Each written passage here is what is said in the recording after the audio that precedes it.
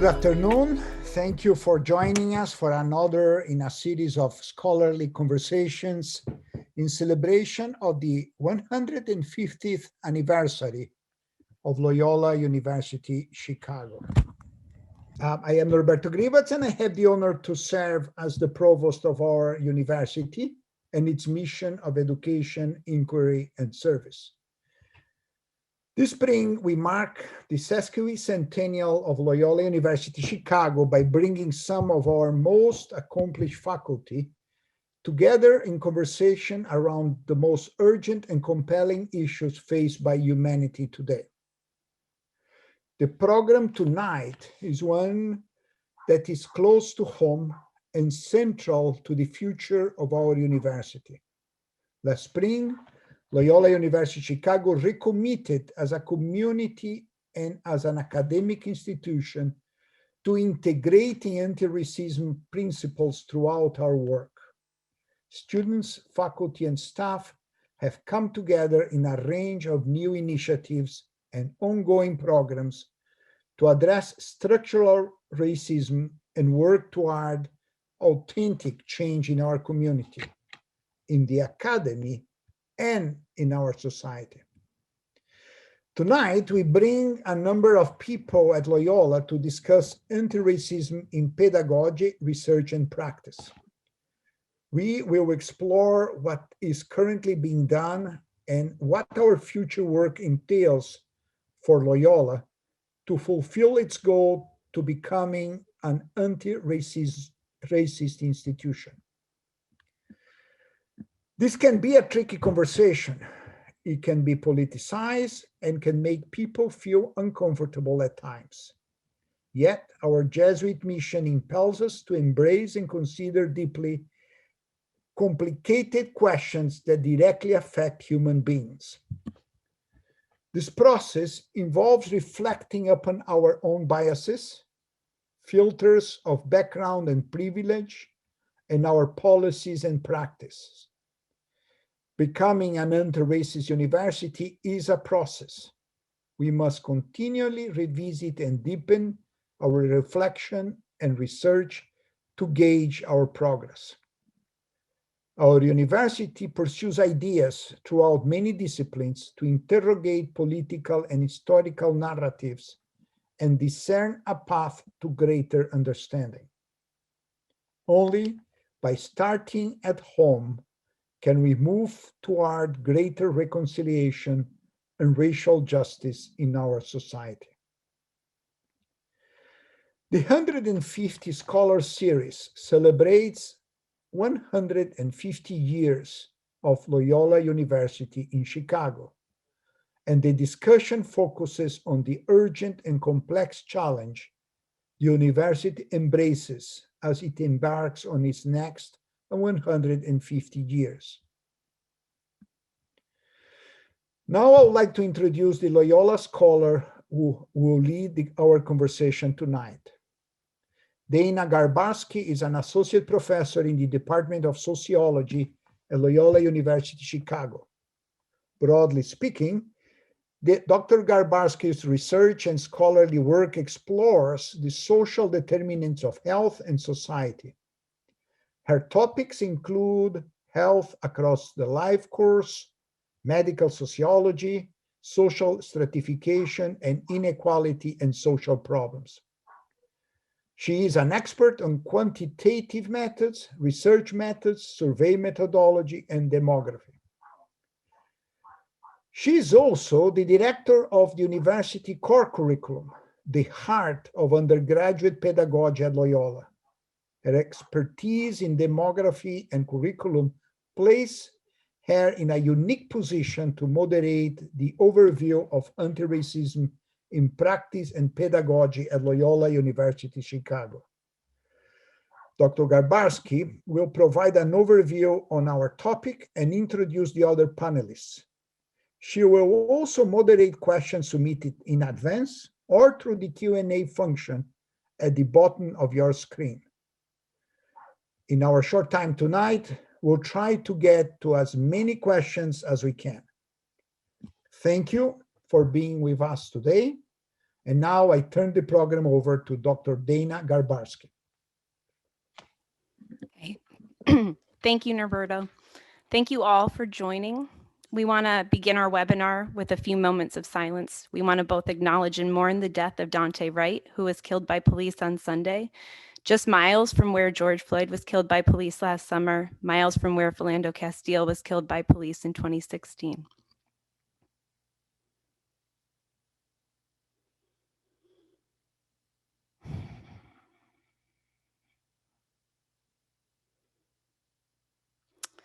These tragedies are among the many stark and all too common reminders that practicing anti-racism and embedding it in our pedagogy is not just a thought experiment. Rather, this work is imperative to the fostering the justice we strive for as part of our mission. So the goal today for our webinar is to continue the extraordinary work of several faculty, students, and staff, many more than are on this panel today. Many of our colleagues have been consistently working to foster the practice of anti-racism at all levels, individual, interactional, and institutional. I'm so delighted to introduce our panelists. They're going to continue this important and necessary conversation about anti-racist practice and pedagogy at Loyola. So the first half today, our discussion will be moderated by Moriah Johnson, a doctoral student in sociology. Moriah is going to be joined in conversation with Sasha Adkins, a lecturer in the School of Environmental Sustainability, Malik Henfield, the founding dean for the Institute for Racial Justice, Amy Nelson Christensen, chair of the Anti-Racism Initiative, and Rebecca Valeriano-Flores, doctoral students in philosophy. In the second half of the discussion, I'm going to moderate the Q&A from the audience. So our moderator, Moriah, and all the other panelists can answer your questions. Please feel free to start sending your questions now, and I will try to group them accordingly for our panelists in the second half of the discussion. I'm now going to turn it over to Moriah.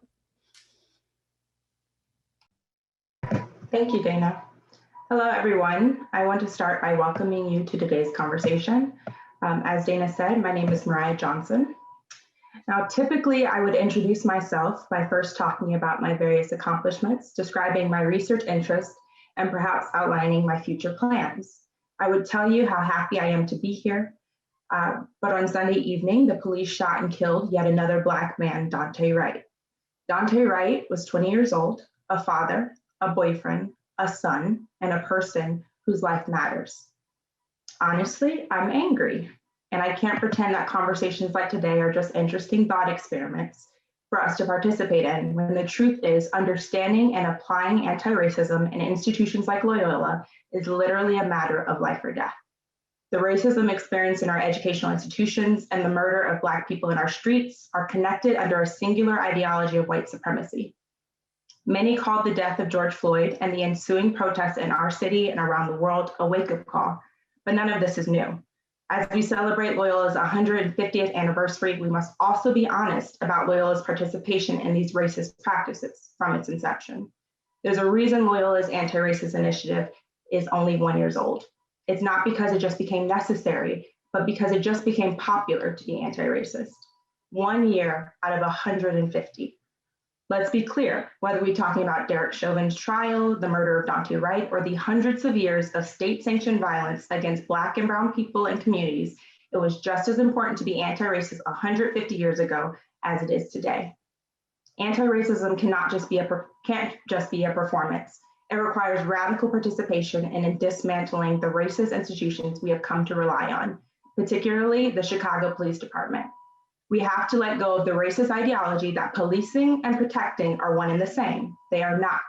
Last year, as Black, brown, and white Loyola students protested Loyola's partnership with CPT, many were arrested.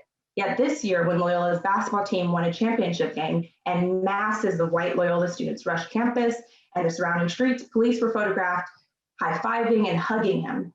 Loyola's partnership with CPT isn't just racist, it's dangerous for myself and for people who look like me. We have to push ourselves and the institutions we are a part of to be anti-racist, not just in talk, by hosting conversations and panels like this, but in deed, including divesting from the Chicago Police Department and the militarization of our classrooms that pose psychological and physical harm to Black and brown faculty, staff, and students. All of my higher education has been at predominantly white institutions. In fact, 2 of my advanced degrees come from Loyola. So I'll not sit here and pretend that I have not benefited from racist systems through which I have acquired educational and subsequently class privilege. But being a part of these institutions has also meant being subjected to racism and sexism, both inside and outside of the classroom. It's for this reason that I honor and align myself with the intellectual traditions of Black scholars and activists who have long pushed to abolish the police and fight for the liberation of Black people. I believe anti-racism is one step in the direction of that higher pursuit. And I rely on the work of scholars like Ibram X. Kendi, the author of How to Be an Anti-Racist, to guide my own development of anti-racist ideologies, pedagogy, and practice. As Kendi writes, the only way to undo racism is to consistently identify, describe, and then dismantle it. He asserts that there's no such thing as not racist. There is only racist and anti-racist. If racism is both racist action and inaction in the face of racism, then anti-racism means active participation in combating racism in all its forms. I want us all to keep Kendi's words in mind during today's conversation. But more than that, I hope today's conversation inspires your own reflection and your own action, because there is no amount of unconscious bias training or diversity and inclusion initiatives or listening and learning that can reform a system where traffic stops for white people are public executions for Black people. So I want to get started on today's conversation, and I want to bring our panelists into what we're talking about with anti-racism by using Kendi's framework. First, identifying and describing racism as we've seen it at Loyola, and then talking about anti-racism. So I'd like to ask Malik and Rebecca to join the conversation by answering the question of what racist processes and practices have you observed that precipitate the need for anti-racism, and as we're pursuing it in this moment. Rebecca, please. Thank you, and thanks so much for having me, and thank you for that excellent introduction, Moriah. I guess I've seen racist processes and practices at every level. I've seen it happen to students directly from professors in classrooms, and I've seen it happen to students from police and campus security. But I also see how myself and other students are affected by broader structural issues such as poverty, lack of healthcare, or lack of mental health care. And as you mentioned, I see it too in the structure of the university system itself, in structural barriers that prevent students from entering college and from graduating college. And of course, I've experienced it myself on multiple levels. Yes, same here, but I think it's important to also recognize the fact that no organization is immune to racism. It permeates every policy and practice at Loyola and any other institution in the US and around the globe, hence the term systemic racism. We're no different. Yes, we have a social justice mission, but we also have savage inequalities embedded throughout the organization. Rather than moving straight to answers though, I would caution us to slow down a little bit and think about some of these important questions that have yet to be asked. We take great pride, for example, in being an anchor institution, but what does that truly mean? What does our supplier diversity look like? When we hire external consultants, how many of the organizations are led by Black and Latino folks? When you explore the ranks of full professor, the highest rank in the tenure and promotion process, how many Black and Latino folks have achieved this distinction here? Here's a simple question. Where are all of the Black students? These are just a couple of reference points based on readily available data. Anyone who wants to learn more about where we stand in terms of race and these common equity identifiers can do so. If we were to dig a little deeper and say do a network analysis among Black and Latinx students, I suspect we'd find that they do not have the same access to influential people and opportunities as some of their peers, particularly in the STEM areas. But let's be clear here, yet again, this is not just a Loyola issue, this is a global issue. The question for us isn't are we racist, but what we plan to do about our policies and practices that produce racist outcomes, because we all should know by now that we are. Fortunately, we have some concrete activities that are meant to address these things as part of a larger institutional strategic plan. We have the anti-racism initiative led by Amy that is using the racial justice examine to drill down into some of these entrenched racism in our units. We have a brand new VP for Institutional Diversity, Equity, and Inclusion position that's been created. This person, we hope, fingers crossed, will have the opportunity to come in, look at all the work that's being done to date, and help us set a clear vision that includes anti-racist efforts. And of course, we have the Institute for Racial Justice that will launch this fall. And this is designed to use research as a tool to create opportunities for education and policy change as it relates to the fight for racial justice. These are moves Loyola should be proud of. There are many institutions across the city that have yet to take action in the ways that we have. Do we have a long way to go? Absolutely. But what we do have and what we have done to date are important first steps that have the opportunity to inform a larger, more comprehensive DEI strategy. Thank you, Malik. And Rebecca, did you want to add, as far as I know, Malik kind of went into what that anti-racist pedagogy and practice looks like and what Loyola is developing. Would you like to add, what does anti-racist pedagogy and practice look to you and mean to you in the context of Loyola and your experiences? Absolutely. So for me, as also an instructor and a teacher, anti-racist pedagogy isn't just about teaching. In a way, it's about reorienting my life toward anti-racist action. So it's not only within the classroom or within the university, but beyond the classroom and university itself. As Malik said, it's a global issue. It requires me, and I think for all of us, to take a deep look at ourselves and the world to recognize the racism embedded at each level of experience, from the individual interpersonal to the institutional. And of course, it requires action. And so for me, that takes the lane of abolition and transformative justice. So some questions that I ask myself: how can those values inform my teaching? And how can I foster critical thinking, values of social justice, and anti-racist action in my students? So it goes much further beyond just pedagogy and the classroom, but about my life as a whole, our life. That's great insight. And I appreciate that both of you talked about, it's really about the questions we're asking ourselves as we start moving into action. So I would like to bring Sasha and Amy into the conversation as well with our next question, which is, what does anti-racist pedagogy and practice look like in the classroom? And what approaches have you or colleagues employed with these aims in mind? You want to go ahead first, Sasha? Sure, thank you, Amy. Yep. So fundamentally, I think racism is a problem of systemic abuse of power. So I'm going to focus today on how I try to teach students the tools of analysis to understand and dismantle unjust hierarchies, and specifically how I do this in STEM classes. I often hear from colleagues in STEM, I'm not sure what this would look like in a science classroom or a math classroom. So we start with disrupting the pernicious myth of objectivity. You hear that science can't be racist because it's objective, and objectivity is code for rational and for values neutral.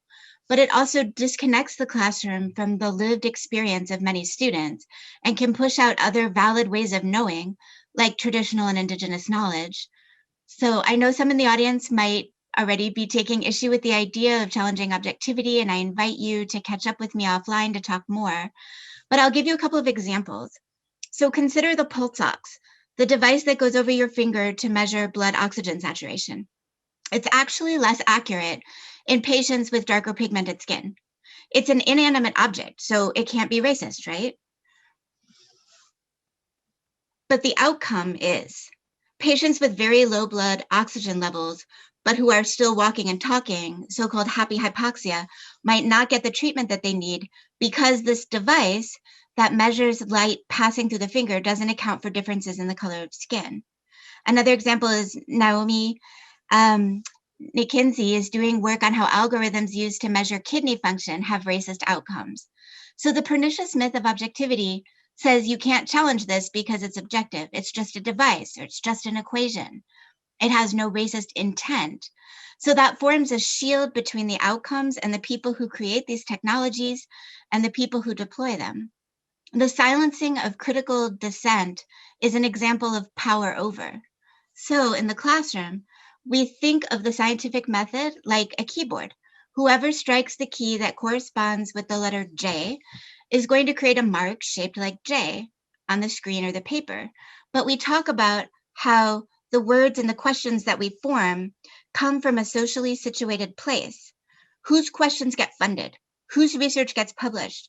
Whose publications get cited? All reflect more than just the merit of the work. So we talk about and practice examples of power with in science, horizontal power, which might look like solidarity science or community science. So I kind of want to piggyback a little bit off of what Sasha had shared about dismantling systems of power in classrooms. And so I'm a school psychologist by trade. I teach in the school psychology program at Loyola mainly. And one of the things I'm always attuned to is the feeling of the environment of the classroom. And so one of the things I always start off with in the beginning of the semester, or any of my students who are new to our program, community builders tend to be either you love them or you hate them. And what I share with my students is that not everybody walks into a learning environment automatically feeling like they belong, and dismantling the privilege of people walking into spaces automatically feeling like they belong in that space. And so addressing the issue of belonging is something that I'm always very mindful of. And how do we create a learning environment that feels safe and belonging for everybody? That requires me as the instructor to relinquish power to my students. And that is something that is really important in dismantling systems of power in the classroom, is that you do not perpetuate this hierarchy that I am the instructor, I have this PhD and I know everything. Therefore, I'm going to come in and tell you how we're going to be. And so I start very simply by working together to establish our norms as a classroom community. How are we going to create a community where we all feel valued and respected? And that, again, models the power of the sharing of power for my students. The other thing, as an educator, I also follow the work of training educators to be critically reflective of their practices. And so 80% of the school psychology field is white women. And we are in front of children who do not look like us most of the time. And so I have a responsibility to teach my students, who are majority white women, on how to critically reflect on their practices so that they are not perpetuating. So to engage in these analyses, but then to critically reflect on their biases and their perceptions and how that influences their actions is an important component of educators in being culture responsive in their practices. So as somebody who values social justice, I have a responsibility to teach my students how to think critically about their world, their practices, and push for things to be different. And if you're familiar with the scholar Tyrone Howard, he writes a lot about this. And how do you train teachers to be critically reflective and racially conscious? And so thinking about how am I keeping my students mindful of this idea that not everyone walks into a space and feels like they're welcome and feels like they belong, and then taking my responsibility as an instructor to teach them how to critically reflect on a regular basis. So, we teach a lot through Sakai right now. And something that has been very helpful to me is just using the blog feature and asking my students to engage in a regular practice. And Tyrone Howard talks about this. What is your system for reflection? Teach your students to develop a habit of regularly recording down and writing, whether it's keeping a journal, but using that blog feature in Sakai and just having students reflect on their reading every week. They can also see how their thinking has changed over time from the beginning of the semester to the end. I teach the social justice class for school psychologists, and sometimes it's, I got to reflect on this, but it needs to be a part of who you are. It needs to be a part of your habits. And so the only way that we can do that as instructors, how do we instill that in our students, is by setting up a system with our classes, is to force students to critically reflect and learn, have that be a part of their mental habits. Thank you, Amy and Sasha. And I would just like to highlight some of what you said for the benefit of our audience. It seems all of us at some level has talked about reflection, the importance of reflection, the importance of asking questions and critiquing the status quo. Why are things this way? Why have they always been this way? Should we take this for granted, or should we try and change it? and then being willing to relinquish power in order to build a community learning in the classroom rather than maintain this hierarchy where there's this obvious power imbalance of I'm the faculty, I have a PhD, you have to listen to me, I grade you, I have power over you. So relinquishing some of that power is a part of being anti-racist. I am curious, and either or both can answer this, how do you integrate student feedback into this process? Is that an important part of the process in the community learning? Is it just at the end of the semester, or is that an additional part of your system that you're creating? One of the things I'm exploring is co-constructed criteria for evaluation. There's this a book that it's on my list of things to read called Assessing with Respect. And that is one way of providing me with feedback on what students think they should be assessed on based on what they're learning or what the task at hand. And so if I say, you must learn about this one assessment, school psychologists do a lot of assessments with children. You must learn this one assessment. Tell me what you think would be important for you to be assessed on. What is the criteria I should be using? Another thing that I have done is do checks for understanding on a regular basis, where instead of waiting at the very end, I think it's pretty much expected that everybody takes a look at their evaluations, learns from their course feedback, and makes changes for the next class. I think that that's just expected practice, that we're constantly evolving. But one of the things that I also like to do is just check in with my students on a regular basis, whether it's through exit tickets or checks for understanding, to understand what was clear, what was not clear, what do I need to further look at, and then also check in on the norms. So one of the things I do, again, I co-construct norms with my students at the beginning of the semester, but we check in at the beginning of every class. And I check in with my students. Do we agree with these norms? Do we think that these norms need to be revisited? Is there something that we need to discuss because something happened? And my students, over time, because I've built trust with them, will say, well, we really need to talk about this one norm because something happened and we felt harmed. And that happened last summer when I was teaching biological basis of behavior, and my students felt like they needed a space of healing and that we needed to talk about positionality in our norms. And that was a great discussion. And so we're constantly, as a community, checking in and giving feedback as a community with my classes, not just for me as the instructor, but how are we creating a space? Because it's not just about how I treat my students and create that space, but how they feel there, especially if we're trying to decenter whiteness in our classrooms, creating that space so that our students can give feedback about how they're being treated with each other in their peer community.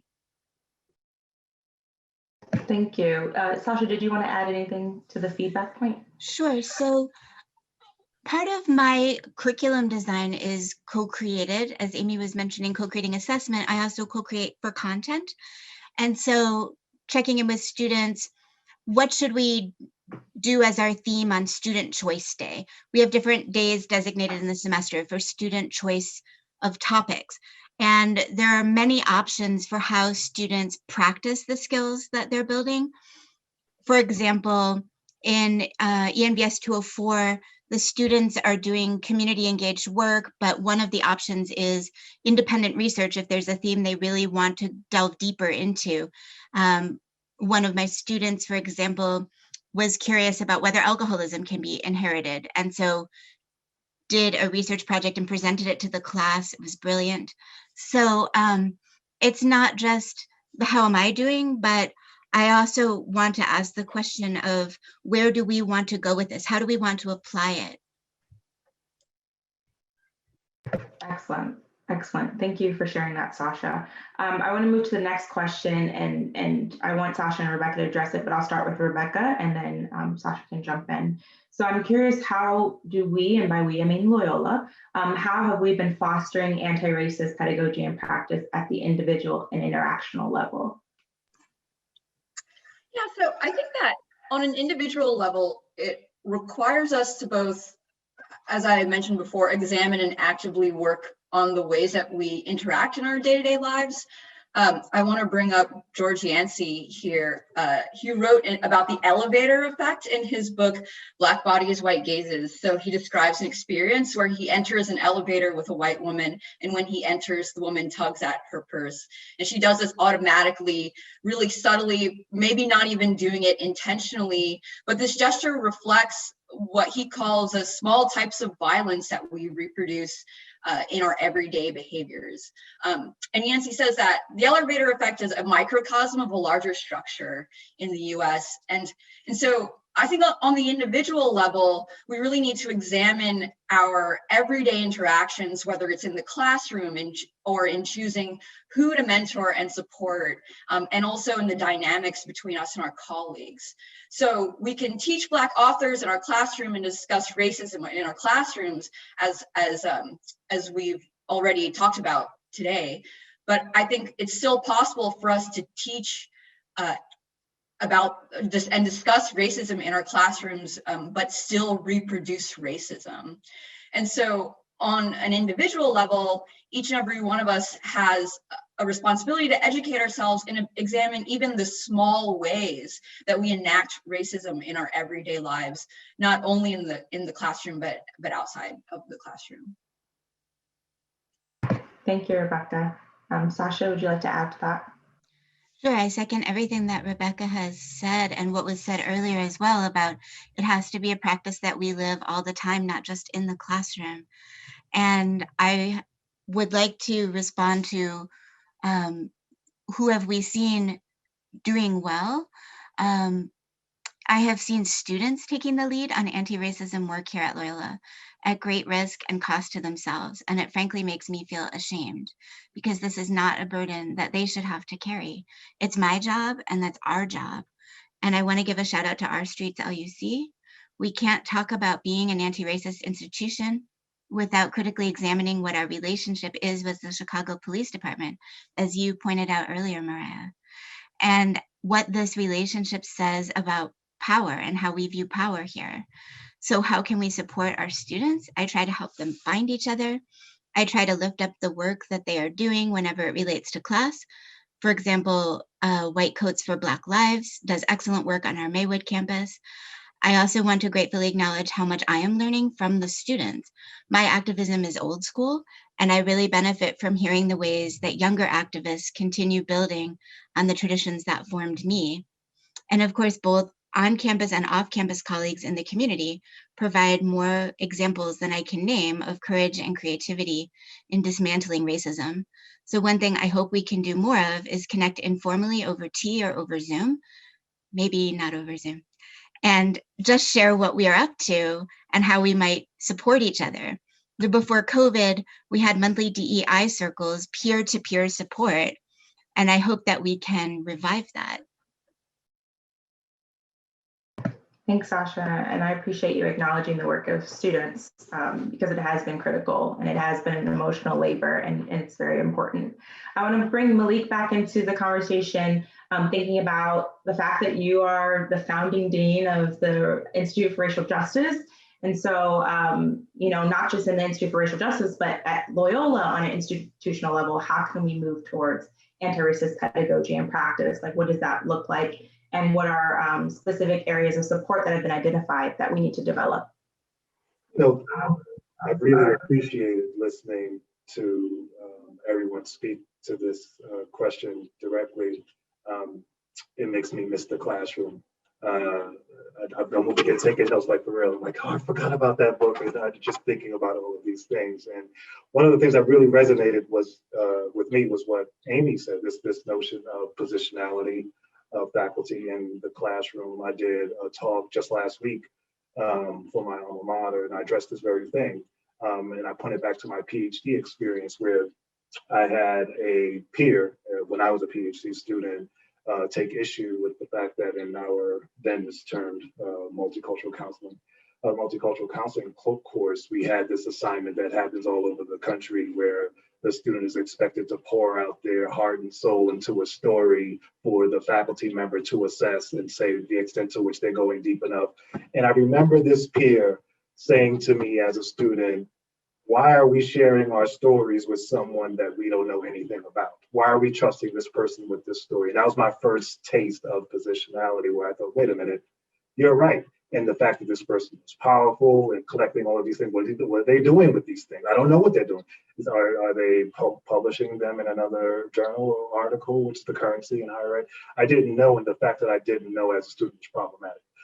And I shared in that presentation that I mentioned earlier that that one critical incident has impacted the way that I operate in life now, even in my research. So we talk about teaching and practices. My research is one of my practices, right? So before I engage in research with students and anyone else, I share as much about myself as I can so they understand what I'm in this for, what I'm trying to do this for. I am unapologetic. That was the name of the series of the presentation, Unapologetic Research. I am unapologetic about why I am doing the work that I do. And I'm imploring anyone who wants to get on board with that and work with me to think about that themselves. And it's something I'm trying to teach the students and all the peers within my work. And something we should be doing more of at Loyola. Thanks, Malik. Amy, did you want to add to this question as well? Yeah, I would love to. So one of the things I think about, I have had a lot of experience in thinking about systems and how do we change systems. One of the things, so identifying, issues of racism at Loyola, well, we don't have a system that expects people to change. So how can we move forward and be anti-racist when we're not even as a systemic practice expected to do things differently based on what we learn? So Malik had mentioned the racial justice examen that units are engaging in right now, finishing up this month actually. And it's heavily focused on faculty and what faculty are doing. The 7 domains are curriculum, pedagogy, departmental culture, selection and retention, and different things and the reason why, and so just to give a little bit of context for why the examen is designed the way it's designed is because it was based on student voice. Our students told us last summer that these 7 areas are 7 areas that negatively impact our experiences at Loyola. They impact our feelings of belonging. They make us feel like we're not welcome here. And we want to see people who look like us. And so the examen came from student concerns. And so that is why we're looking at those 7 areas. And what we learned was that we needed to create some type of system where we're constantly reflecting on these issues that can negatively or positively impact the student experience, and then come up with a way to do better. And so what we're trying to do with the examen is to jumpstart an infrastructure where we are looking at data, whether qualitative or quantitative, reflect on what that data is telling us and commit to doing something different. The one thing I want to caution, though, is that when we say commit to doing something different, it can't come from this perspective of perfectionism, because perfectionism is racist too. Who determines what's perfect? What's the standard that we're comparing ourselves to? So we have to be willing to make mistakes. We have to be willing to look forward and say, okay, here's what we did that we need to address, and here's what we're going to do to make it better, and then reevaluate that and progress monitor and move forward. My goal is that we do that as an entire university, not just within faculty in the academic affairs, but the examen is within goal 3 of the anti-racism initiative, which is focused on enhancing that DEI within academic affairs. So that's why it is so focused on faculty. But it's very possible that our new VP that Malik mentioned, that will hopefully the ARI will report to that new person, they will say, well, we need to be doing this on a larger scale across the university. And so that is definitely a goal, but we started with faculty because that's where the student concerns were. And I think that it's important for us to think about what infrastructure do we need to put in place to say, here's the data, let's look at it, reflect on it, and take action and change and continually work to get better and better and better and more anti-racist. Thank you, Amy. The infrastructure piece is so important, and I know that because it's a part of documenting and making sure we don't reverse, like make sure that we keep moving forward, even if the people switch out, even if we get new leadership. No, we have the infrastructure to keep moving forward in this anti-racist way. So before we jump into the Q&A from the audience, I just want to ask one last question. And Amy, you kind of touched on it with describing perfectionism as racism in and of itself. We have to think about our metrics. So how do we know we're successful? How do we know we get to call ourselves an anti-racist institute? Is that a label we'll ever be able to carry, or is that just a pursuit, a goal? And I kind of want to hear from everyone. So let's jump back to Rebecca, because we haven't heard from her in a bit, and then we can go around. So Rebecca. Thank you. And this is a difficult question, and there has been some talk about like climate survey data and things like that, which have been like an incredibly important tool in this process. And I think that climate survey data allows us to pinpoint problems, but it's fraught with issues to consider this a way to measure success. And so I think representation is also in a similar way fraught with issues, because we risk tokenization.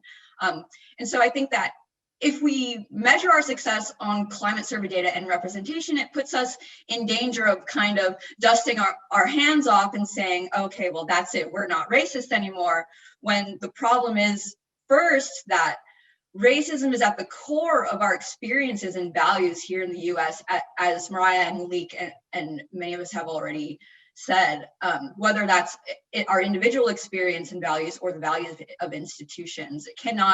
It can't easily be done away with. And so I think also, even if climate survey data and representation look great, there will still be racism outside of Loyola, in the community, in the city, in the nation, in the world, really. And none of us are confined to the university. So students and faculty and staff will always be bringing their experience from the outside back into the university. So there may not be a clear-cut way where we can measure success, but we always need to continually work on these issues and continue to have these conversations, even as we see better climate survey data and representation. And I think that concretely, to echo something that you said earlier, Moriah, I think that one way we can see that we're working toward creating an institute committed to practicing anti-racism is when we work with student organizations like Our Streets LUC that Sasha mentioned, when it comes to really important demands like cutting off ties with CPD, like looking at campus safety really closely. I think that would be a step in the right direction. Thank you. Sasha, would you be interested in answering this question? I'm just going to call you all. Sure. So going back to the theme of power rather than just representation, as Rebecca was elaborating on, the metric I would propose is more BIPOC decision makers at Loyola, from the Board of Trustees down to our upper administration, and more accountability to marginalized communities at every level. Becoming a university for others would mean that the concerns of frontline communities around Chicago and around the world would drive our agenda and our use of resources. Thank you. Amy, and then we'll finish out with Malik. One of the things that I think about when it comes to outcomes or how do we know we're successful is data. And there's been a mention of data, and data can be qualitative or quantitative. And I think we tend to, because quantitative numbers are more easily digestible, that we tend to lean on that. I teach a systems change course for school psychologists in our EDD program. And one of the things I talk about is the difference between satellite data and street data. And data is a really powerful tool. It can shine a flashlight on a problem. And if you have a great infrastructure for talking about data, you can have some really transformative conversations that lead to great change. Or it can be yep, let's take a look at these numbers. There's no deep conversation. So qualitative data or street data that informs or provides voice to the people who are negatively impacted by these systems are really important. And I didn't come up with the terms of satellite data and street data. This comes from Shane Saphir, who has a new book called Street Data, if anybody's interested. But it has been identified as, as a way of changing institutions to be more anti-racist, you have to collect street data. And that's focus groups, that's interviews. But the reason why I mentioned that is because, Rebecca had mentioned climate survey data. And I think that what I'm most interested in when it comes to quote unquote climate is belonging. Again, going as a school psychologist, I'm very attuned to this idea of, does everybody feel like they belong? If we diversify our leadership, if we diversify the way that we share, if we make sure that we're sharing power, and again, I'm thinking about the continuum of a fully inclusive, multicultural, anti-racist institution.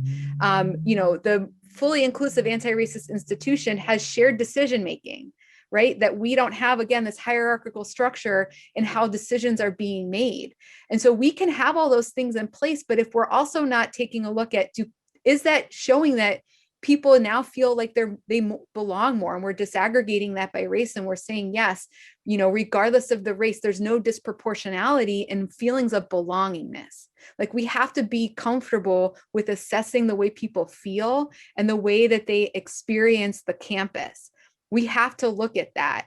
It's not to say, like, you can look at graduation rates, you can look at disproportionality in that, but we have to look at how people feel when they walk through our campus, whether that's regardless of race, disaggregating it by race and looking, is there differences? Because as long as there are differences in how people are experiencing our climate, then you're not having the impact you think you're having. And you have to take a look at that. And if it's not having the impact that you think it's having, you can reevaluate. If you have this mindset of, we're constantly learning, we're constantly trying to get better and change and make things better, you look at that and you say, okay, where do we adjust course? And talk to students, gather street data, talk to faculty of color, gather street data to understand why the numbers are not changing.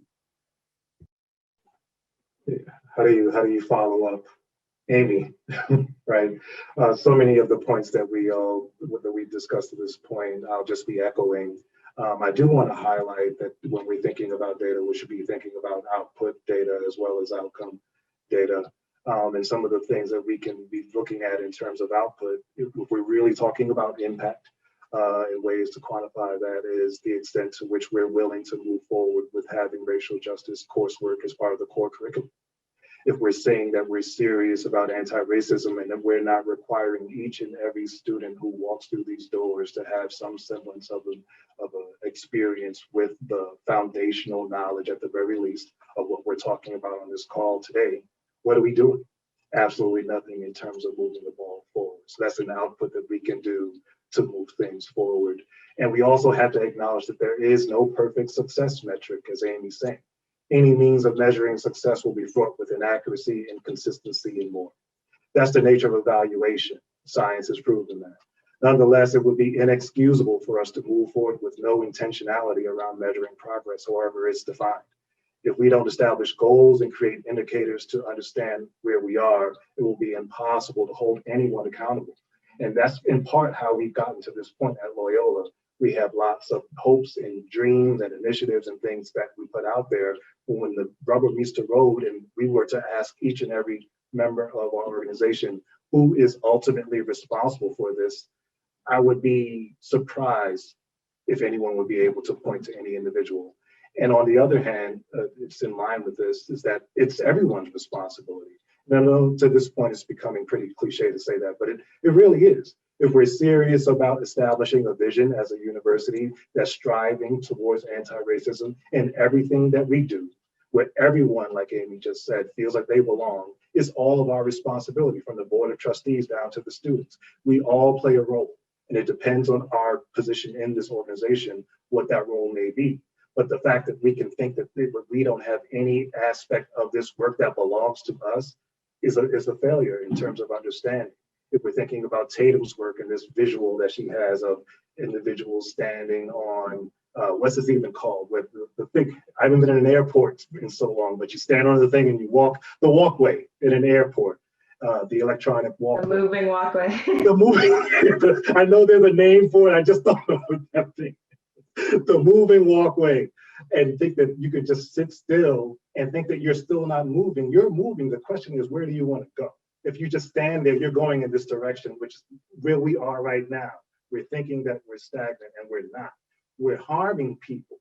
We're harming people by our inaction.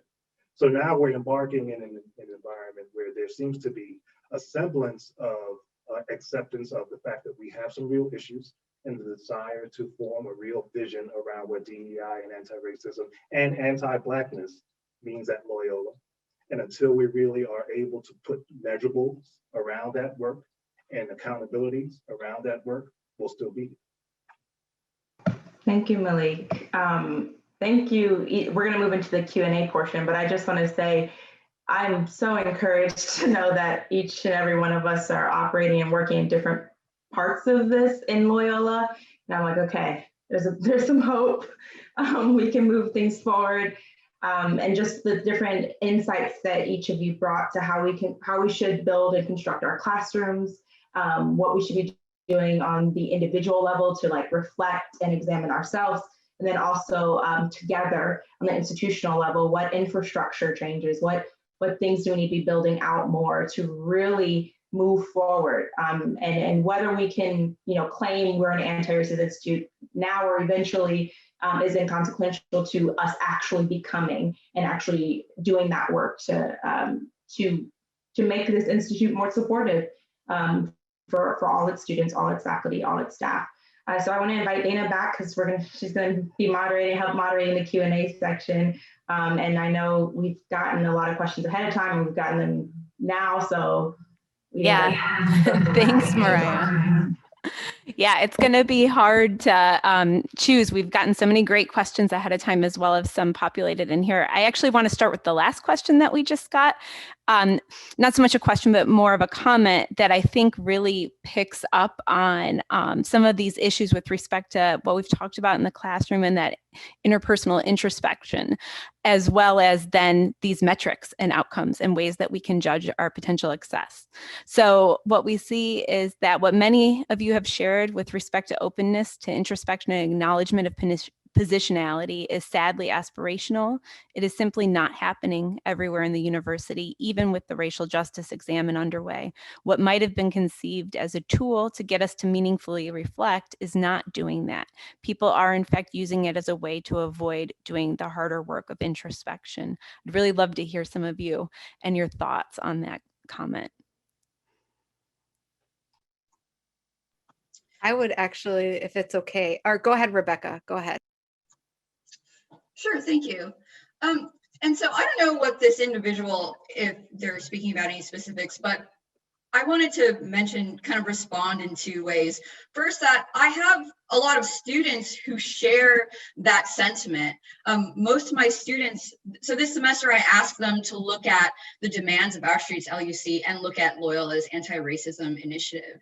And the majority of my students found that maybe it was a decent start, but sometimes the initiative was vague, or it didn't pinpoint issues, or they kind of echoing the anonymous question that we have, believe that it's meant to save face or protect the university's reputation rather than make change. And I sympathize with that a lot. And I think that there is a point in saying that, and we are just getting the conversation started here. I think that we really need to ask ourselves, are we really taking heed of what we're talking about in these webinars? Are we supporting student movements? And also importantly, does the structure of the university allow us to support student movements and to support anti-racist action? Because we might find that the answer is no.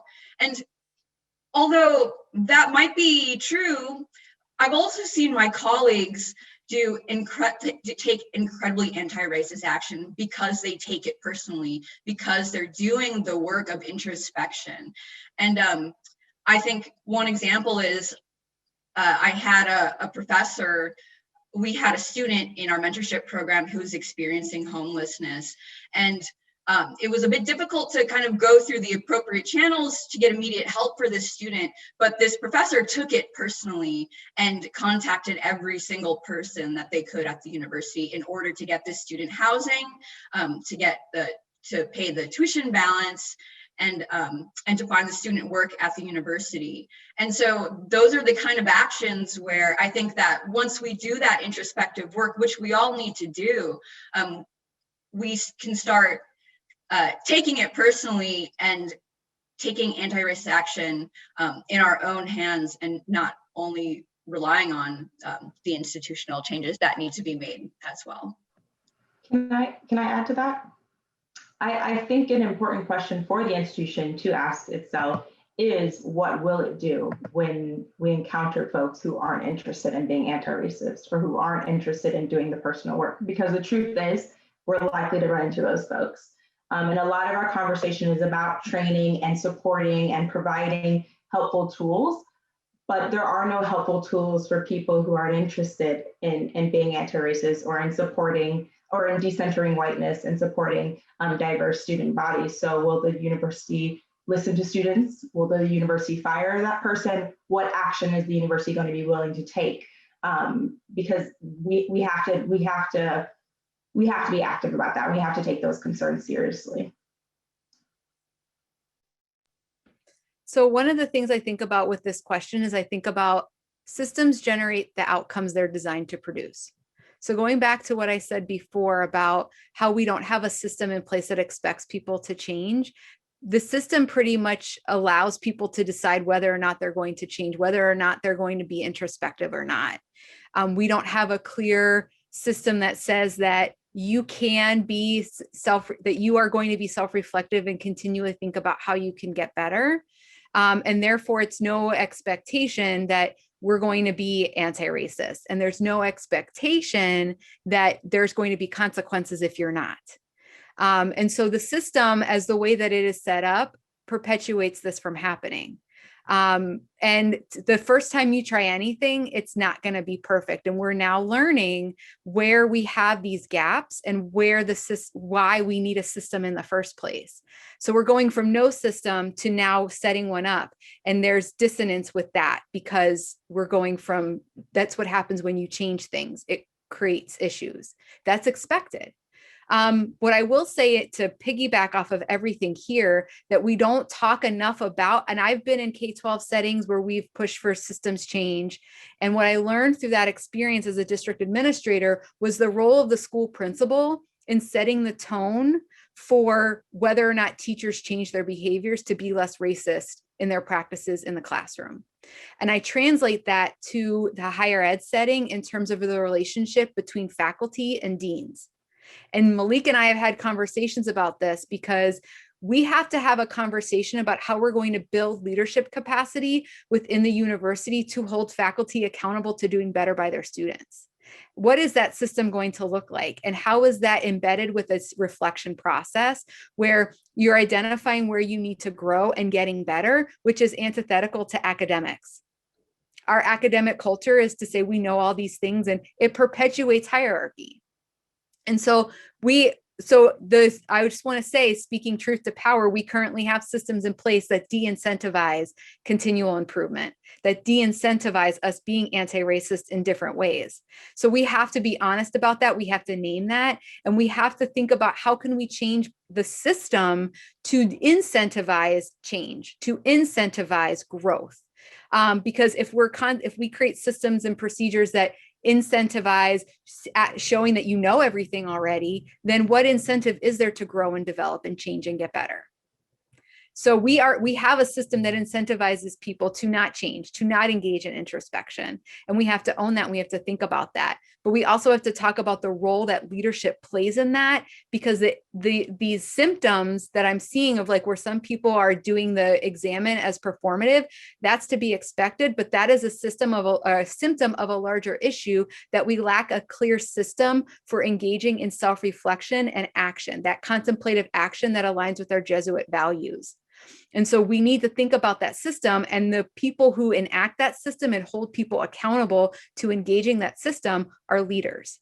Our students are, again, it's an injustice that our students are raising this issue, but they're just holding us accountable to our values that we espouse. And we have to take a look back and say, you know, as leaders, what are we doing to hold ourselves accountable to these Jesuit values?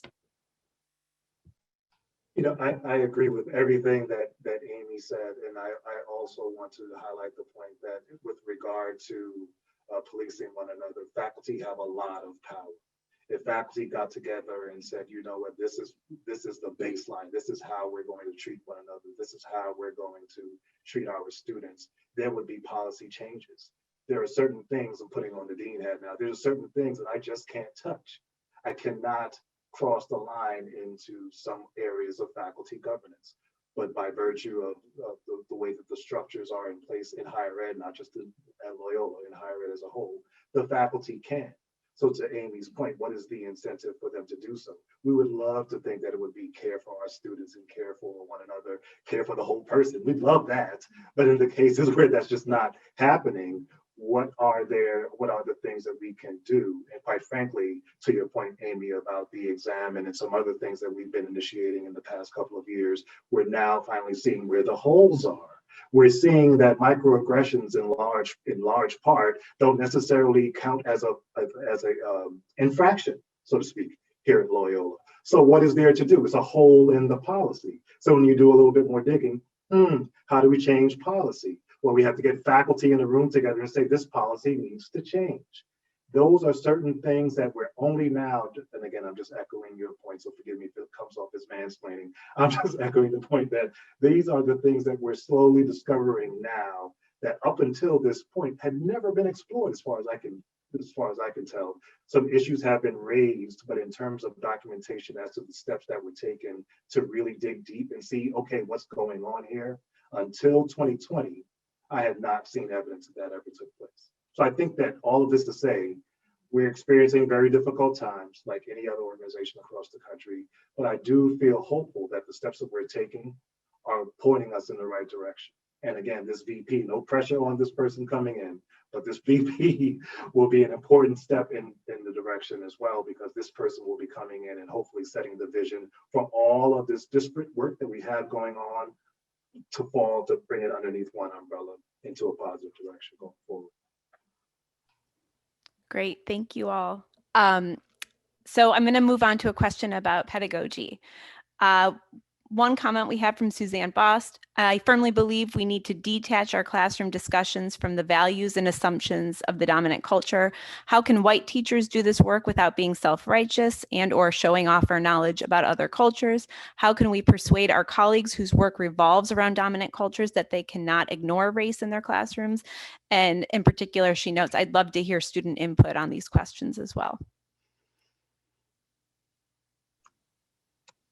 I can answer this one since I am a student, after all. I guess I am a student and also an instructor, and also as a person of color who is not Black as well, like recognizing, and also straight and cis, recognizing my privileges and positionality as an instructor as well.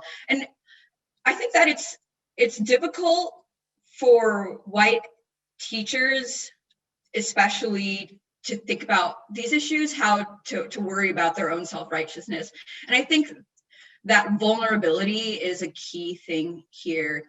It's okay to stand in front of a classroom and say, well, I don't have all the answers. I'm still learning. I can learn a lot from you, the students, on these issues. I don't know everything there is about these different cultures, but I'm dedicated to learning more and to educating myself. I think that to show your students that you're vulnerable in that way is one way to kind of deal with the insecurity around teaching anti-racism.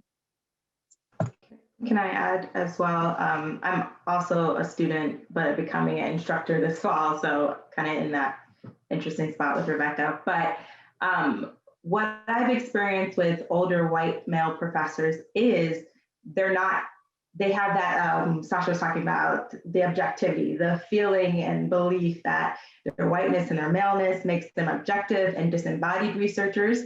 So it's hard to acknowledge positionality when you're disembodied, when, oh, but I'm just a researcher, I'm just a scholar, I'm just a professor. So they have to step into their whiteness and maleness and understand and class and understand where they are positioned, not just as a professor to their students, but as a white person to their Black, brown, and white students, and what that can mean. And I've also had the conversation with my white male professors. Why are all the people in your syllabus white and male? And then being like, because these are the top people in the field. And I'm like, and you didn't question that at all. And they didn't, because it just seems so normal and okay. And so I think hearing the feedback of students, of a Black woman student saying, hey, I know for a fact, because I've done work outside of this classroom, because I wanted to be educated outside of the white male perspective, I know for a fact that there are other voices critically engaging these topics. And some have listened and some haven't, but I think being willing to hear that feedback of students and being forced to be an embodied professor and an embodied researcher versus getting to pretend like you're this disembodied, objective, neutral person. So that's what it requires to acknowledge positionality.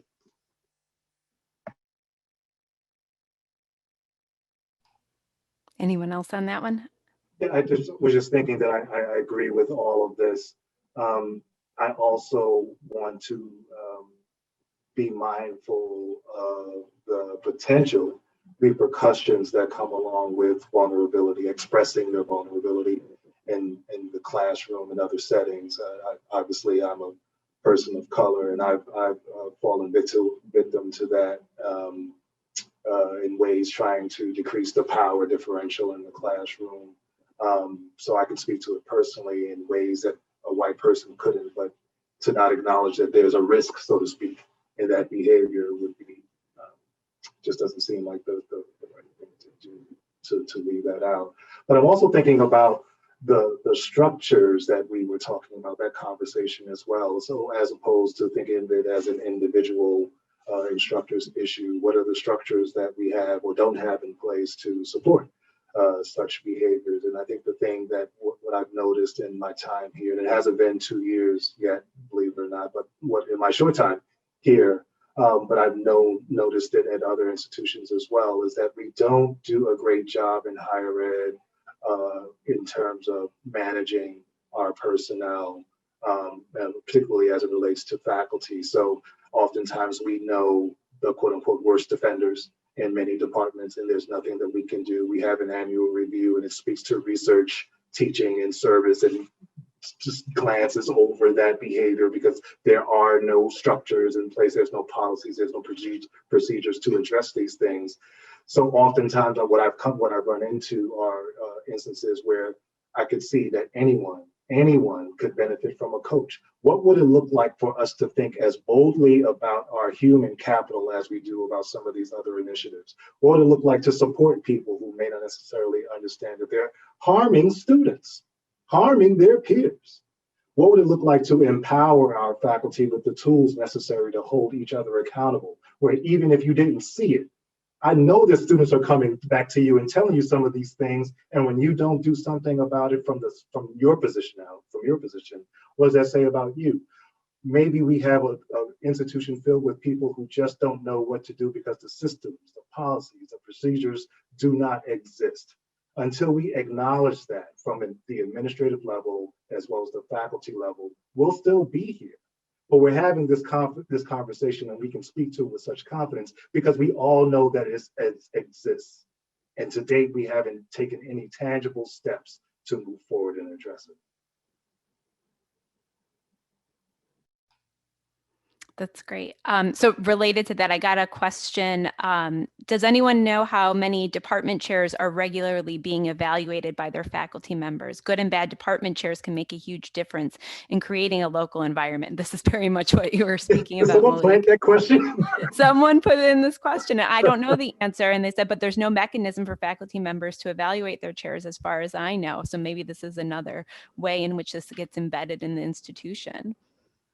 Yeah, I don't want to beat this drum again, so I'll let someone else speak, but kudos to that person who put that in the chat. Yeah. So another question I think that would be really useful for our audience. I often hear professors and scholars advocate for Loyola to separate themselves from CPD, Chicago Police Department, and to dismantle the police as a form of anti-racist practice, but I don't exactly know what that entails. What is the police's involvement on campus that the university should distance themselves from? What steps have been taken or will be taken to produce that?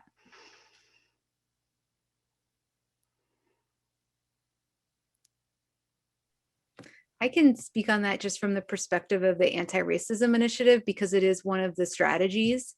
So in goal 1, there is a specific strategy that addresses campus police.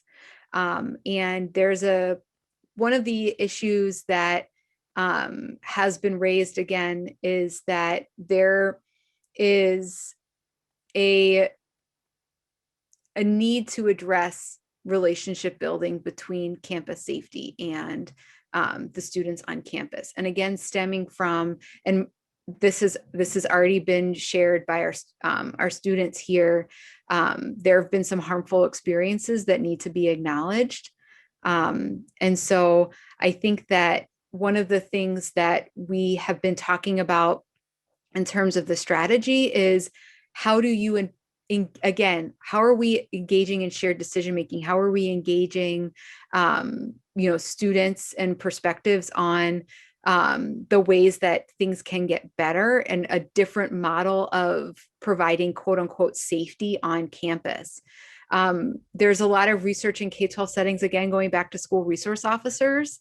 And a lot of our students on campus are coming from those settings where they had a school resource officer. And there's research to support that students have different experiences with these school resource officers based on race. And so one student might see them as a sign of safety, and other students see the uniform and feel unsafe as a result of their presence. And one of the things I share with campus safety is that you have to recognize that the uniform you wear in and of itself is triggering, that you represent a experience and a history just by your mere presence. And so there needs to be some type of bidirectional relationship building. The way that K-12 settings have done this is restorative practices.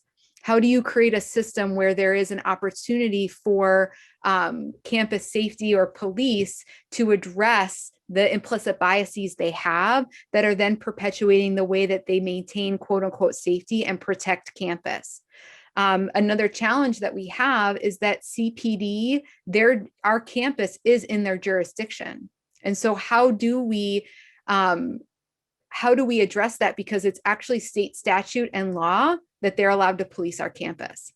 So how do we address that? That is a legislative change. That's a change that we have to think about. What is our role in changing that if we want to somehow keep CPD off campus? Because right now they can come in and it is not against the law. It is actually against the law for us to keep them out. And if I could just add on to that, I was just reviewing Loyola's statement regarding the Chicago Police Department. And as you mentioned, Amy, it is the law that we work with them in some ways. And the statement also says that when necessary, Loyola's campus safety also engages CPD for their investigative assistance, their emergency response assistance in the event of an active shooter, their multifaceted ability to aid in cases of missing persons and wellness checks, and other strategies and programs to safeguard our community. And so I would also implore, I would ask you all to really think about these kind of extra ways that we engage with CPD, investigative assistance and the ability to aid in cases of missing persons and wellness checks and other strategies and programs to safeguard our community are somewhat vague. And we might want to think, okay, how can we make those how can we provide resources within Loyola to do things like wellness checks that don't involve CPD? What are these other strategies and programs to safeguard our community? And can we do that within Loyola itself? Because I see that in the case of an active shooter, I think it's obvious that the university is probably legally required and does not, maybe lacks the resources to deal with that kind of issue. But there are other things, I think, other places where we can also begin to see, okay, can we do this ourselves and not rely on working with CPD? I really support what you're saying there, Rebecca. And I used to live in Eugene, Oregon, where we had Cahoots. Cahoots was a white van with distinctive markings, and it was staffed by social workers who were not armed, and they were equipped to respond to situations of substance use or altercations and de-escalate them. They were able to respond to folks having a mental health crisis. And when I moved to Chicago, I was surprised that such a thing wasn't operational here. And I think that Loyola, given our resources, wouldn't it be amazing if we could build that? We have a school of social work. We have a great school of psychology. We have the people who could staff such a thing and implement it on the smaller scale of the campus, respond to students who are maybe getting loud or partying or having a dispute, and teach de-escalation. And I think that the police would probably even welcome having that burden shifted, right? So how can we embody these principles ourselves and then apply them in the broader community? And the other thing that I just would like to say is that it's often considered we need to disinvest in the police, but as some of you are saying, where do we put the funds instead? What do we need to build up so that the need for armed intervention goes down?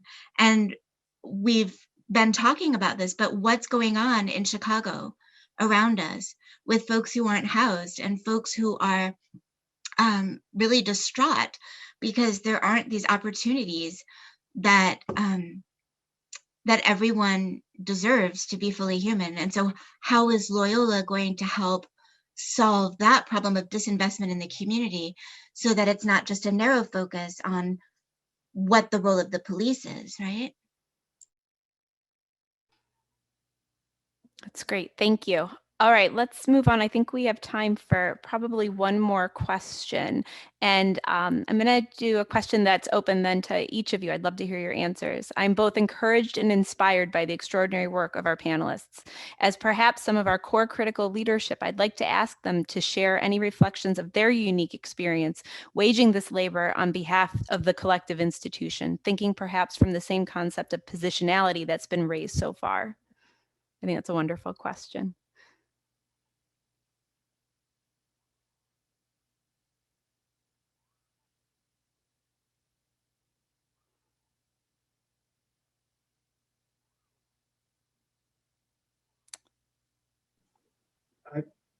I guess I'll go. Sure. It's personal experience again. As I shared, I think June will mark 2 years, and it's been filled with ups and downs, right? You know, you go through life positioning oneself, no pun intended, in such a way as a Black 6'1", 200+ athletically built, at least once upon a time, person, to not give off any semblance of anxiety, or not to invoke anxiety in others by my mere presence. So one defense mechanism for that is to laugh and smile and joke a lot to make others feel comfortable. And oftentimes that's taken advantage of, unfortunately, and that has also happened here at Loyola. I think we all have seen that article in the Phoenix, in which I was mentioned for the color of my skin. That hasn't happened to me in any environment where I've ever worked before, out of a place of employment. So yeah, those are some of the downs. But I also have experienced tons of ups. And like I mentioned earlier, the work that we're doing is inspiring to me, to be able to support the Black Lives Matters student conference just last week. That was uplifting to me. That's why I do this work. That's why I gave up my family and friends in the Bay Area and moved to Chicago. I keep telling people it wasn't for Loyola, it was for Chicago. I love this city. And Loyola was my way to get back to this city and give back to this city. And that includes our students, faculty, staff, and alumni. So I think personally, yes, I've had tons and tons of downs in my experience here, like everyone else on this panel, I imagine. And I will continue to experience those downs. But I also have a life that's been filled with tumultuous experiences, and nothing that I've even named today comes close to the things that I've experienced prior to academia. So I wake up every day excited, still smiling and happy, because I'm literally, quite literally, happy to be alive. Because anyone who knew me years ago would not have expected me to be here. So I understand that this is tough, but I've been through tougher times, and I'm excited to be here at Loyola, honestly speaking.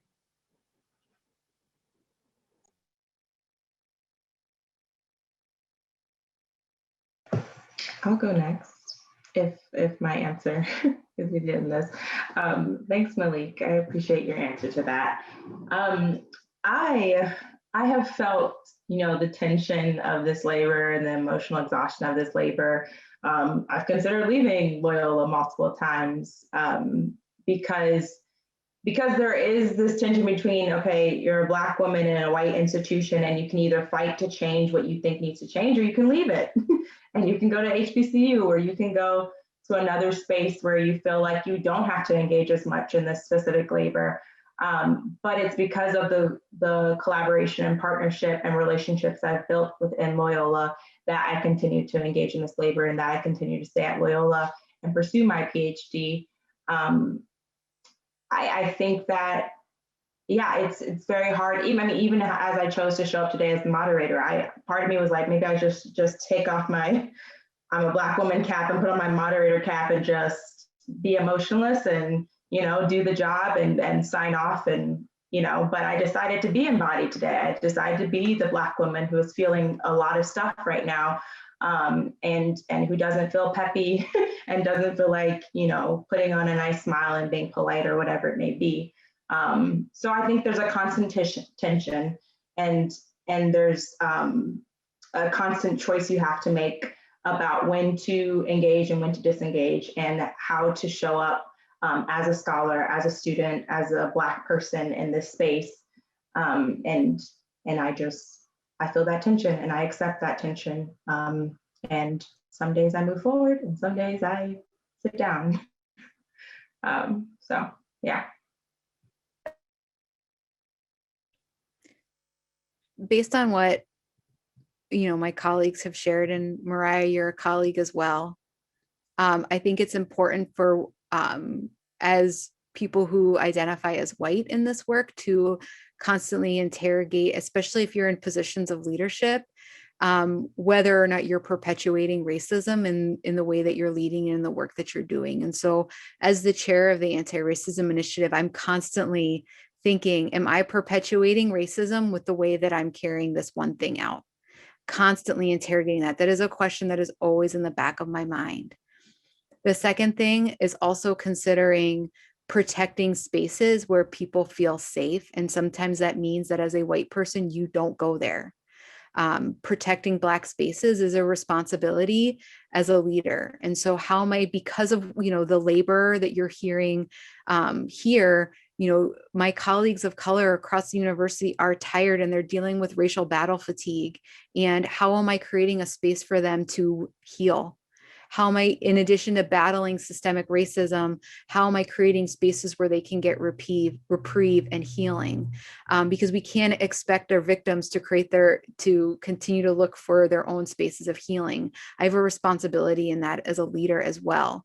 And so interrogating your whiteness and whether or not you're engaged using your whiteness and creating those systems and procedures and protecting spaces for people of color where they can have a reprieve from whiteness wherever you can. Okay, I think we'll wrap it up there. There were a lot of questions that we got prior to today, as well as in the chat. So I'm so sorry we couldn't get to all of them, but I'm going to hand it back to Norberto now. Well, thank you so much to all the panelists. Thank you, Moriah, for moderating and getting the group to discuss the points that needed to be discussed. Thank you, Dana, for bringing the questions from the Q&A to the panelists. Malik, Rebecca, Amy, Sasha, you were great. I learned a lot. I hope others did too. Several things come to mind to me, but I thought I would highlight 3 points that I learned today that I think we need to take to heart. One is the issue of positionality that we discussed thoroughly. The idea that we must relinquish power to become anti-racist, that we must create norms in the class to make everybody feel respected.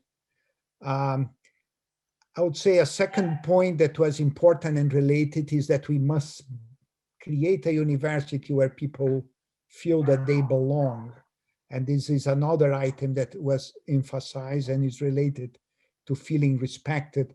I would say, and I have said this many times, I think further than just feeling belong, I think we should become a community that thinks and feels that difference with others makes us better, that others will challenge our ideas and enrich our ways of thinking. And I hope that we will achieve that goal. The third thing that I thought was very interesting in the conversation, of course, was the idea that Amy called the street data from the book. I think it is true, we rely too much. We have a fixation, in fact, on big data like standardized tests and just to fill gaps in education. In fact, we need to start asking and finding ways to understand the feelings of people. Fortunately, Dana, of course, is the director of the core, and he's thinking in many ways in which we could include some of these kind of things in the core itself, so every student coming would leave that experience. So I'd like to thank again. I thought it was a great combination of analysis, data, metrics, both regular and from the street, as was put. I think that combination with deep reflection, inquiry, and discernment is what we need to do to find path to greater inclusion and greater justice. Systemic racism has a deep and tortured story, and the people who suffer continue to be under the weight of the system that we have created. We need to address those things by contemporary methods that help unpack what the system and discard the shards of racism woven into our societies and institutions. So the discussion reminded me again of the multiple perspectives and capacities that a university, in particular ours, can bring to bear on these complex and urgent problems. And more importantly, it reminds me of that our university is blessed with many people that are doing just that. To finish, I'd like to thank also the audience tonight. Your engagement and your questions were great. Your engagement is integral to our mission. We need to connect communities with scholarship, research, and action. And that has been the legacy of Loyola for 150 years. And I think it continues today as seen tonight. I'd like to encourage you to join us for our next 150 Scholar event, which will happen on Tuesday, April 20, when Carla Simonini, the Italian-American endowed professor in the Department of Modern Languages and Literature, will present a wonderful talk on the legacy of the World's Columbian Exposition of 1893 and the way it resounds in a multicultural city today. Her talk is entitled Christopher Columbus, Column, Should he stay or should he go? We hope you join us again on April 20. So good evening, everybody, and please stay safe and healthy.